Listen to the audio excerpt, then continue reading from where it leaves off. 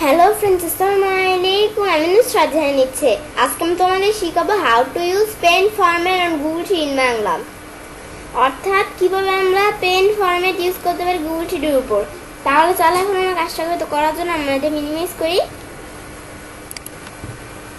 আমরা এটা মিনিমাইজ করলাম, করার পর আমরা আমাদের গুগল ক্রোম ব্রাউজারটা ওপেন করি। গুগল ক্রোম ব্রাউজারটা ওপেন করার পরে এখন ধরো আমাদের যে ডাটাগুলো আছে, এই ডাটাগুলো ধরো আমরা ফরম্যাটিং করি। আমরা ধরো এখান থেকে এরকম একটা ফরম্যাটিং করলাম। ধরো যে এই ডাটাটুকু ধরো কোন ডাটাটুকু, এই ডাটাটুকুর মধ্যে ধরো আমরা কিছু ফরম্যাটিং করি। ধরো আমরা কি ফরম্যাটিং করলাম, আমরা দিলাম বোল্ড, ইটালি, টেক্সট কালার, আমরা একটা কালার দিলাম, পরে ব্যাকগ্রাউন্ড কালার, বিষয়গুলো দিলাম। এই যে বিষয়গুলো এরকম ফরম্যাটিং করলাম।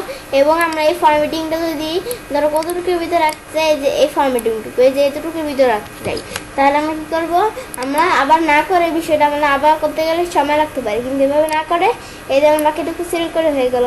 এখন এটার ভিতরে আবার ধরো আমরা একটা কালার, ব্যাকগ্রাউন্ড কালার দিলাম, লেখার কালার দিলাম। এখন এই যে পরে আমরা ব্যাকগ্রাউন্ড কালারটা একটু চেঞ্জ করি। এর জন্য দেখা যাচ্ছে না, যে এরকম একটা কালার দিলাম। এখন এই যে আমরা যে এতটুকুর ভিতরে এই যে আমরা এতটুকুর ভিতরে কিন্তু কালার হয়ে গেল। বেশ, এখন বিষয়টা আমরা দেখলাম। দেখার পরে এখন আমরা আবার চাইলে আমরা আমাদের এখান থেকে এখন আমাদের এখানে বেশি লেখা নেই, কতটুকু লেখা এখানে নিয়ে নেই। বেশ, আমরা কতটুকু লেখা এই যেখানে রাখলাম। লেখার পরে আমরা এই লেখাটুকুর মধ্যে আমাদের কি করি, এই যে এই লেখাটুকুর মধ্যে আমরা একটু ফরম্যাটিং করি। আমাদের কীরকম, আমাদের যেখান থেকে আমরা আবার চাইলে কাস্টম ভাবে সেট করতে পারি।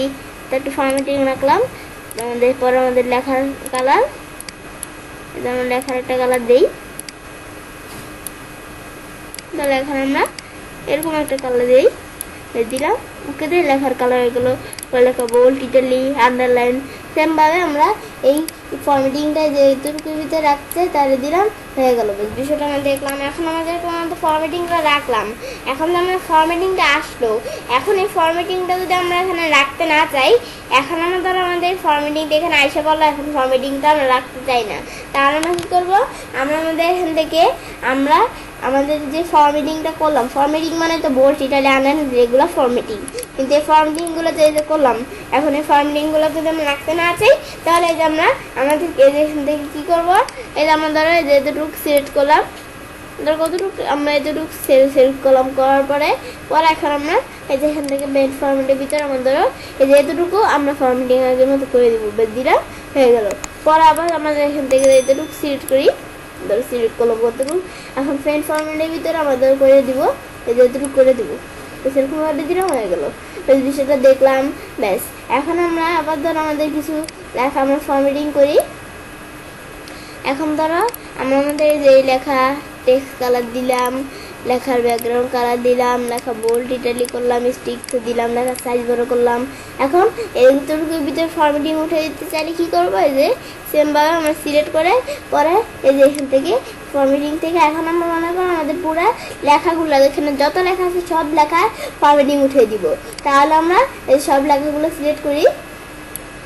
বেশ, সিলেক্ট করলাম। এখন আমরা আমাদের বাকিগুলো মনে সিলেক্ট হয় না, আমরা একটু সিলেক্ট করে দেখি বিষয়টা। এই যেমন সিলেক্ট করি, সিলেক্ট করলাম, এই যে বাকিটুকু কিন্তু এই যে আমাদের ফরম্যাটিং উঠে গেল। বেশ, বিষয়টা দেখলাম। তো এবার আমি চাইলে কাজটা করতে পারি।